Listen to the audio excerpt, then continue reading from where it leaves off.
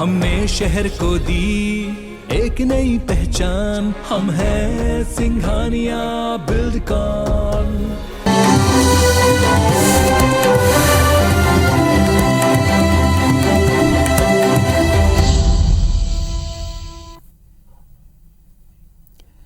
नमस्कार, स्वागत है आप सबका। मैं पुनीत पाठक और आप देख रहे हैं मेरा मध्य प्रदेश। लेकिन आज एक ऐसे विषय पर चर्चा कर रहे हैं जो सीधे तौर पर मध्य प्रदेश, छत्तीसगढ़ और जहां जहां भी कांग्रेस पार्टी लगातार अपना दम दिखा रही है और उस प्रदेश के लिए खबर महत्वपूर्ण है। कांग्रेस पार्टी के 10 जनपद पर दिल्ली में जितनी हलचल है और उस हलचल से मिलने वाले जितने संकेत हैं, इस पर देश भर में चर्चाओं का, अटकलों का, संभावनाओं का बाजार भी गर्म है। तो इस पर हम चर्चा करेंगे कि 10 जनपद से क्या कांग्रेस पार्टी वापस विजय पथ बनाने की कोशिश कर रही है, क्या रणनीति है, किस तरह के संकेत हैं और कहां कहां इसका असर आपको देखने को मिल सकता है। चलिए शुरुआत करते हैं।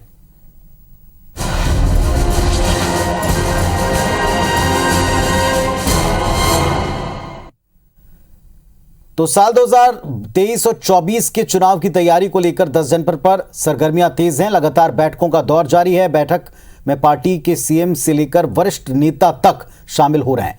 सबके केंद्र में प्रशांत किशोर दिखते हैं। एक रिपोर्ट देखिए, फिर बात करेंगे।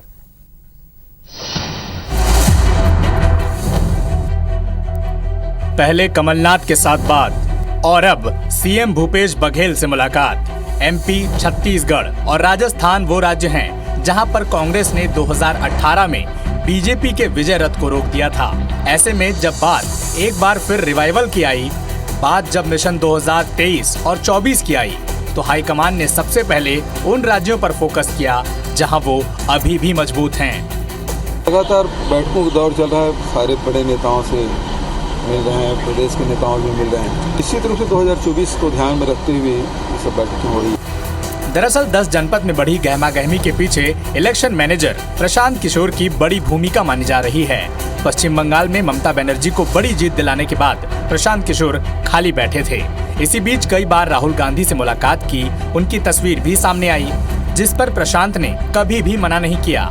कुछ बिंदुओं को लेकर मतभेद की बात स्वीकारी, लेकिन कई दौर की बातचीत के बाद आखिर इस हफ्ते खबर आई कि उन्होंने सोनिया गांधी, राहुल गांधी समेत कांग्रेस के वरिष्ठ नेताओं के सामने प्रेजेंटेशन दिया और सभी ने उनके गाइडेंस में चुनाव लड़ने की बात को कमोबेश स्वीकार भी कर लिया। ये बैठक में तो शामिल होने के लिए आए हैं। प्रशांत किशोर जी का जहाँ तक सवाल है, वो एक ब्रांड बन गया देश के अंदर कि भाई 14 के अंदर पार्लियामेंट में वो मोदी जी के साथ थे, एनडी के साथ थे, फिर वो नीतीश के साथ गए, कभी वो पंजाब में गए, कांग्रेस के साथ गए। तो ये तो एक प्रोफेशनल काम है सबका। 10 जनपद की इस हलचल पर बीजेपी की भी पूरी नजर है। हालांकि सार्वजनिक मंच पर पार्टी के नेता इसे सीरियसली नहीं ले रहे हैं। पीके आए हैं तो इस बार कांग्रेस को लिटा के जाएंगे जो जाए। अब यहाँ तक कमलनाथ की बात है तो उनके बारे में मैं क्या कहूँ, बुजुर्ग हैं, पर जो जनता से नहीं सीखे अब उन्हें सिखाएंगे पीके। उसको उसीलिए तो आज बैठक बुलाई है, उनसे जो सीख के आए हैं वो बताएं। प्रशांत किशोर खुद भी यंग हैं और अब तक ज्यादातर यंग नेताओं के साथ ही काम किया है। इलेक्शन स्ट्रेटेजिस्ट के रूप में वो कांग्रेस के साथ पहले भी यूपी में काम कर चुके हैं। लेकिन इस बार कहा जा रहा है कि उनको इलेक्शन स्ट्रेटेजी बनाने के साथ ही कांग्रेस की इंटरनल पॉलिटिक्स में दखल के लिए भी खुली छूट दी गई है। अगर ऐसा है तो जाहिर है उनकी ट्यूनिंग ओल्ड गार्ड की बजाय यंग जनरेशन के नेताओं के साथ ज्यादा बेहतर होगी। ऐसे में पहले ही G23 के जंजाल में फंसी कांग्रेस के सामने बैलेंस बनाने की चुनौती आगे भी रहेगी। Bureau report, IBC 24।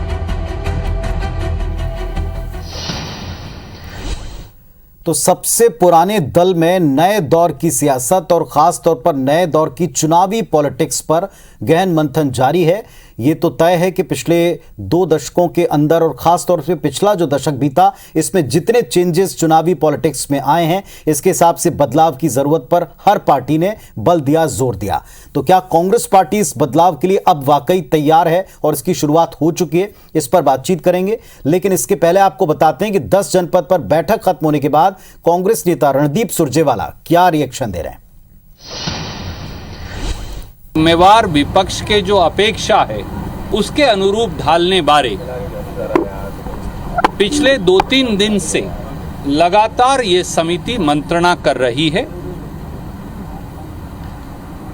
कांग्रेस की समिति ने ये समझा कि हमारे दोनों आदरणीय मुख्यमंत्री राजस्थान और छत्तीसगढ़ संगठन को और प्रभावी बनाने, लोगों से जोड़ने, लोगों की आकांक्षाओं पर खरा उतरने, जरूरी बदलाव करने बारे उनके सुझाव लेना भी आवश्यक है, क्योंकि उन्हें बतौर प्रदेश कांग्रेस कमेटी के अध्यक्ष और बतौर मुख्यमंत्री, और अशोक गहलोत जी तो संगठन में महासचिव, संगठन प्रभावी के तौर पर भी लंबे अरसे तक रहे हैं, इसलिए आज उन दोनों मुख्यमंत्रियों से भी इस बारे मंत्रणा की गई। ये मंत्रणा पिछले 3 दिन से लगातार जारी है। तो 10 जनपद की हलचल के बारे में पूरा अपडेट, दिन भर का पूरा अपडेट आपको IBS24 ने दिया, और इस मंच के ऊपर इस अहम विषय जिसको शायद भले ही अभी भारतीय जनता पार्टी हल्के में दिखा रही है लेकिन ले नहीं रही है, और इसके ऊपर जो रिएक्शन आया इस पर कांग्रेस पार्टी क्या कहती है ये समझने का और ये सुनने का वक्त है। हमारे साथ में 2 बहुत ही वरिष्ठ नेता हैं। शैलेश नितिन त्रिवेदी साहब पूर्व मीडिया सेल प्रभारी रहे, छत्तीसगढ़ कांग्रेस के वरिष्ठ नेता हैं, हमारे साथ स्टूडियो में मौजूद हैं, और गोविंद बालू साहब हैं, वरिष्ठ भारतीय जनता पार्टी के नेता भी हमारे साथ जुड़ चुके हैं इंदौर से, और मेरी सहयोगी अंजू निर्वाण है, संवाददाता आर भारत की, जो दिल्ली से और 10 जनपद पर दिन भर नजर रखे रहे हैं। अंजू, पहले आप ही के पास आते हैं। पूरे दिन भर का कंक्लूड, हालांकि सुरजेवाला ने जिस तरीके से चीजें बताई हैं उसको लेकर लगता है कि केवल कुछ निर्देश मिले, कुछ संकेत मिले, क्या आपको पता चल पाया, क्या निकला आज की मीटिंग का?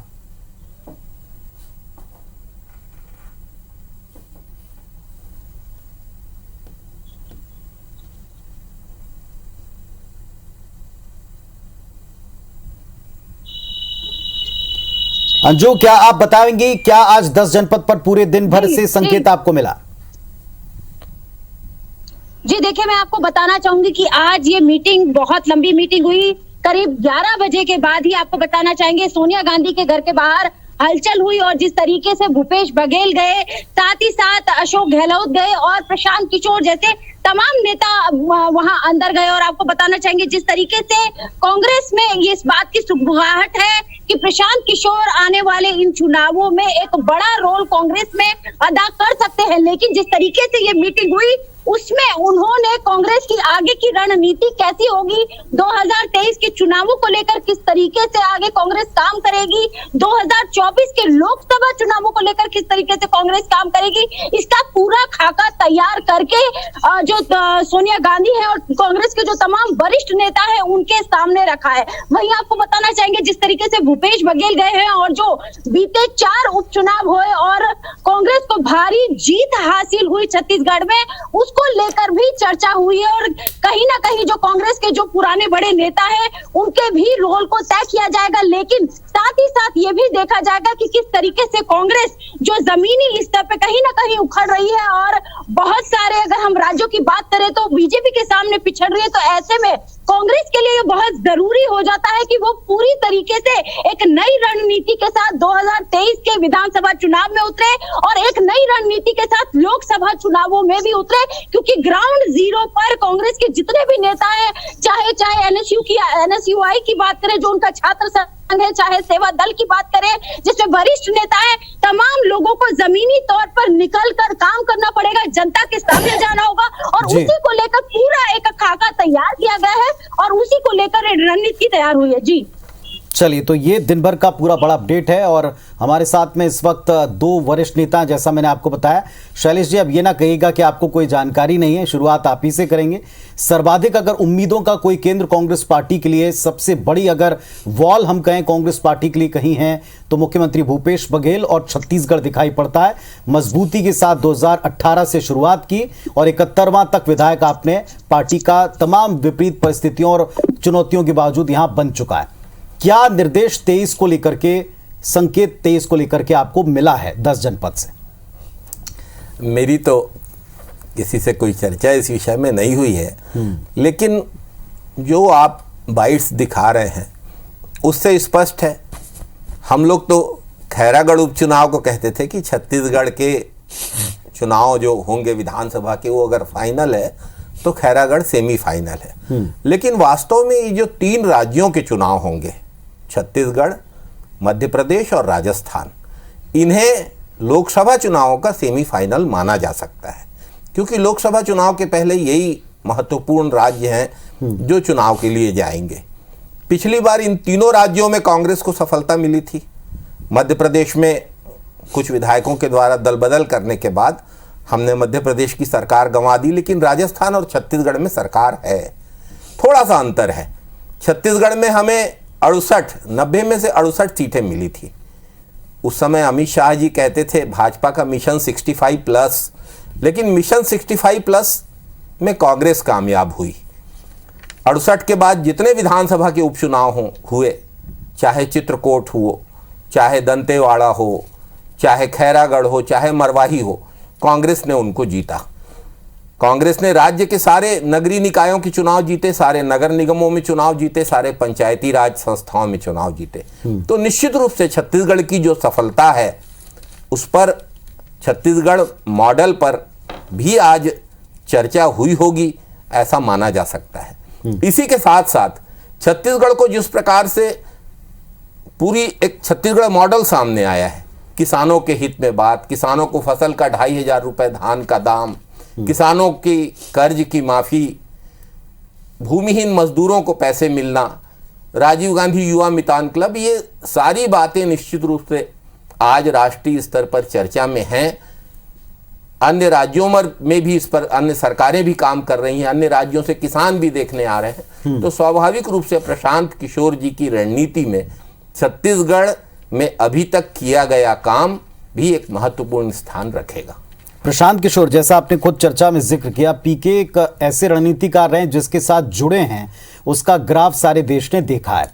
कांग्रेस पार्टी के साथ में भी उनका एसोसिएशन एकदम नया नहीं है, लेकिन अब की बार नए तरीके से 2-3 बातें कही जा रही हैं कि उनको अब की बार पहले से कई अधिकार हैं, उनका दायरा, उनके कार्य क्षेत्र को शायद पहले से ज़्यादा मजबूती मिली है। आपकी अपनी सीमाएं हैं, आपके अपने बोलने की अपनी मर्यादाएं हैं, लेकिन क्या छत्तीसगढ़ का मॉडल बाकी राज्यों के ऊपर अप्लाई होगा? क्योंकि हम ये भी देखते हैं कि इस मॉडल को लेकर कांग्रेस ने कई जगहों के ऊपर चुनाव में बातचीत की, लेकिन परिणाम भी सबके सामने रहे।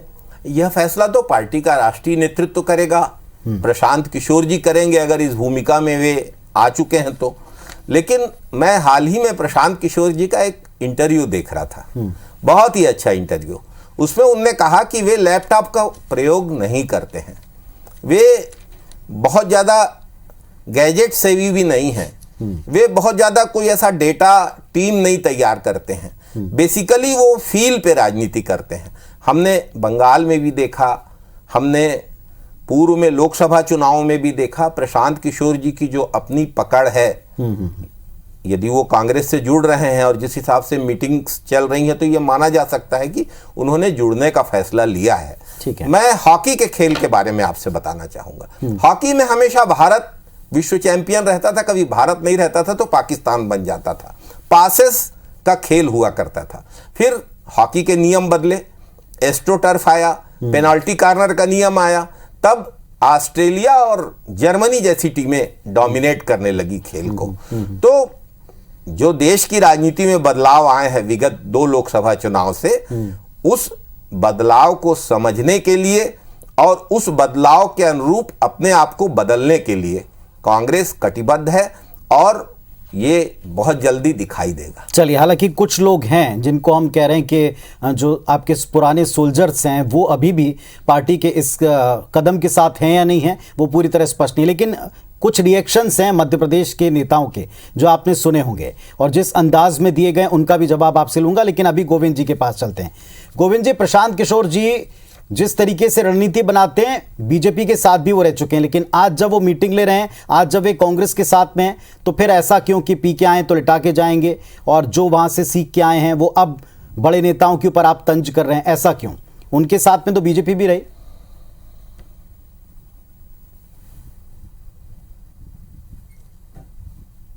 कुल मिलाकर अगर कोई भोजन बनाने वाला अच्छा रसोइया है और उसके पास मटेरियल नहीं होगा तो वो हाथ पांव से टेस्ट नहीं दे सकता।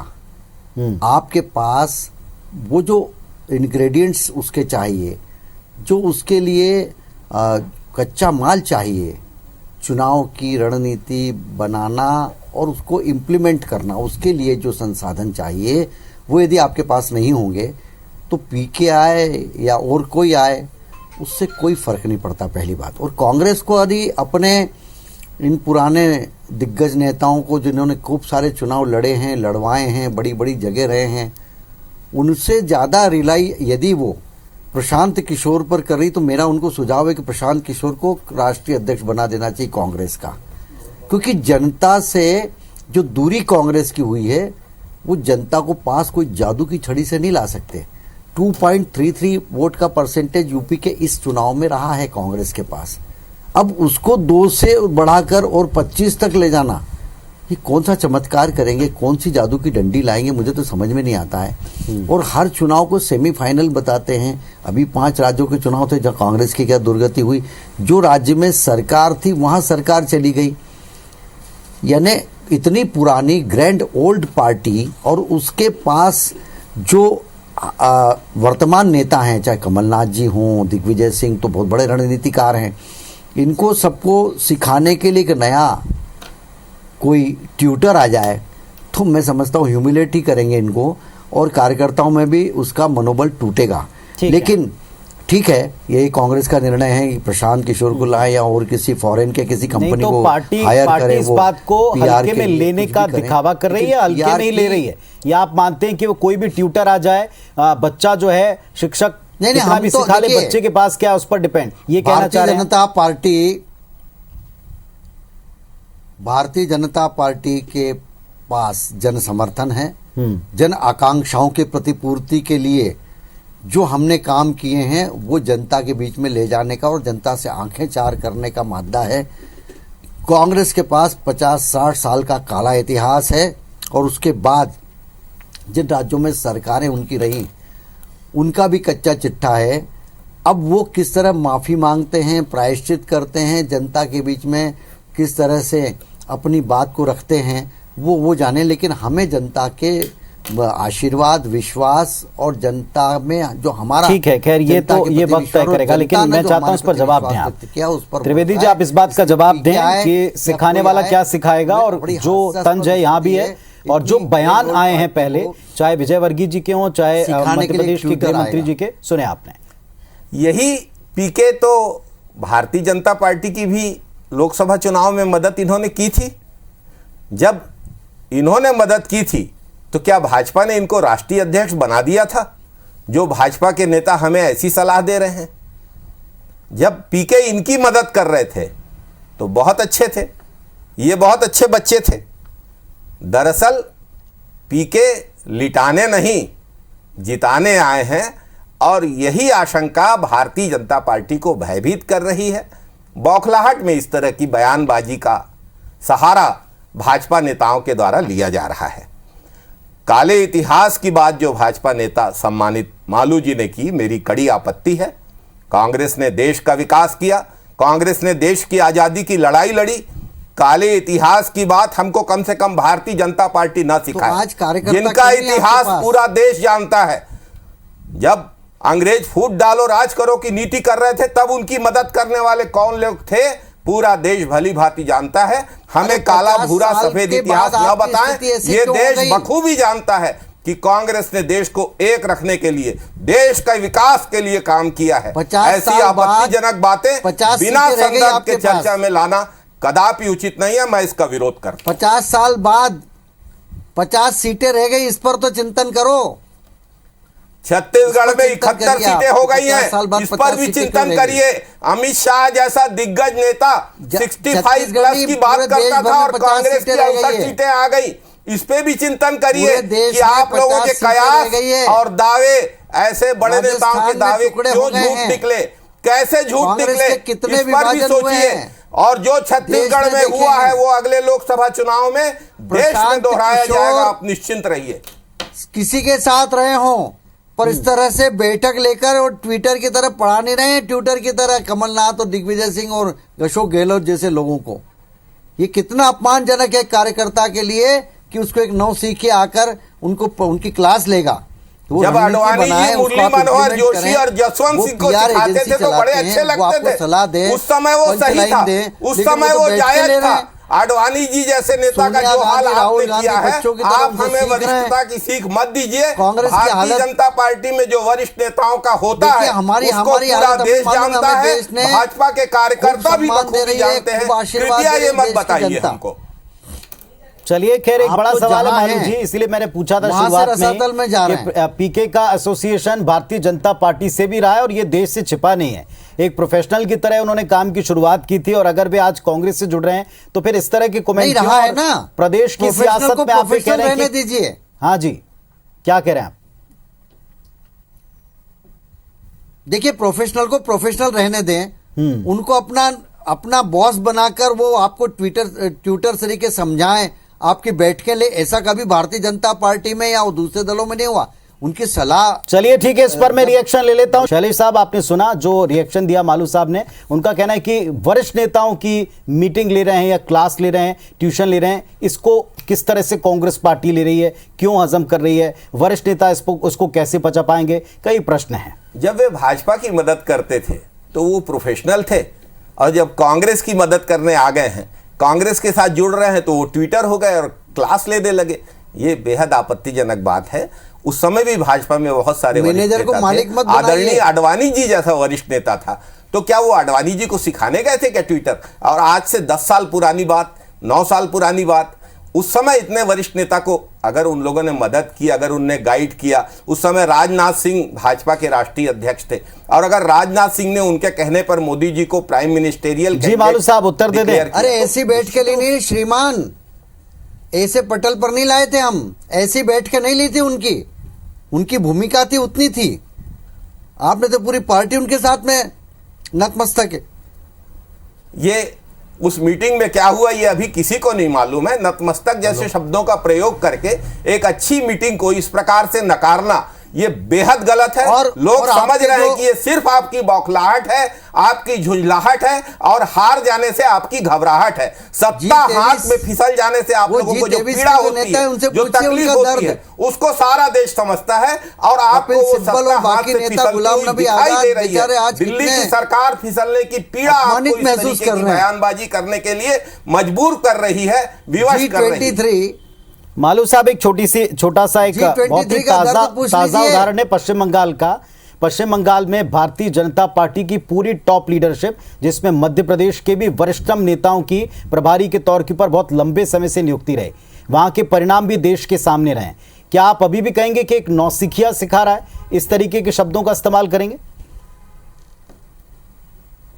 बिल्कुल। देखिए, भारतीय जनता पार्टी को पहले जो स्थिति थी उससे कई गुना बेहतर स्थिति में भारतीय जनता पार्टी वहां पर चुनाव जीती है। भारतीय जनता पार्टी का इतना जनाधार वहां पर बढ़ा है, प्रतिशत बढ़ा है वोट का। कांग्रेस शून्य पर आ गई है, जो कभी राज करती थी पश्चिम बंगाल में। तो हम ये नहीं कह सकते कि वो मैंने यही तो कहा ना कि उनके पास संसाधन होंगे तो करेंगे। जनता को निकट लाने की कोई दवा है उनके पास, कोई जादू की छड़ी है, कोई ऐसा यंत्र है कि जनता आ जाएगी तुरंत खींचकर। छत्तीसगढ़ में तो सिर्फ अमित शाह जी के दावे झूठे निकले थे। पश्चिम बंगाल में तो आपके इंदौर के विजय वर्गीय क्रेडिबिलिटी नहीं होती है, वो नहीं जाता है। और इस तरह से दावे करते थे, एक उन दावों मैनेजर का को क्या मालिक हुआ? बनाकर वही हश्र लोकसभा चुनाव में लीजिए, होगा। ये सुन डर, लीजिए भैया, ये जरा भय सुनने का मार्दा भारतीय रखिए। जनता पार्टी के आप मैनेजर को जैसे मालिक नेताओं को बना खाया जा दिया रहा तो है, G23 और ये डर और भय के सच नेताओं साबित होगा। G23 कांग्रेस की के सरकार नेताओं से दिल्ली में पूछो बेचारे बनेगी, कितने ये अपमानित साफ महसूस कर सामने रहे हैं दिख आज। रहा है कि उनको समझ ही नहीं कांग्रेस क्या ये की। बौखलाहट है मालू साहब? इसका उत्तर दीजिएगा। कांग्रेस की समझ क्या ये नहीं डर है, है। बौखलाहट है जो बार बार कहा जा रहा है? नहीं, हमें कोई चिंता नहीं है। उनकी पार्टी में वो पीके को अध्यक्ष बनाएं, इनका सबका ट्यूटर बनाएं, इनके अपने मैनेजर को मालिक बनाएं, हमें कोई लेना। हम तो उनकी स्थिति का बयान कर रहे हैं कि कांग्रेस कैसी दुर्गति को प्राप्त हो गई है। इतनी ग्रैंड ओल्ड पार्टी जो कहती थी हमारा ऐसा इतिहास है, वहाँ एक नेता ऐसा नहीं है। नहीं, पर मालू तो साहब leadership बार पर बार leadership बीजेपी करने कहती के थी लिए कि ये पार्टी हायर समाप्ति करना की ओर है, पड़ा, किराए लेकिन पर अगर लेना अगर पड़ा, वे अपने किराए आप को पर रिवाइव कर रहे हैं, नए कांग्रेस तरीके को से लेना चार्ज पड़ कर रहा रहे है। हैं, ये तो क्या आपको दुर्भाग्यपूर्ण लगता है। है कि जो भारतीय जनता पार्टी की भविष्यवाणी है वो गलत साबित हो रही?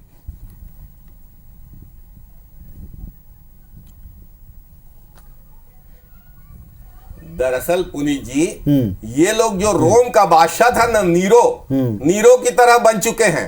रोम जल रहा था और नीरो बंसी बजा रहा था।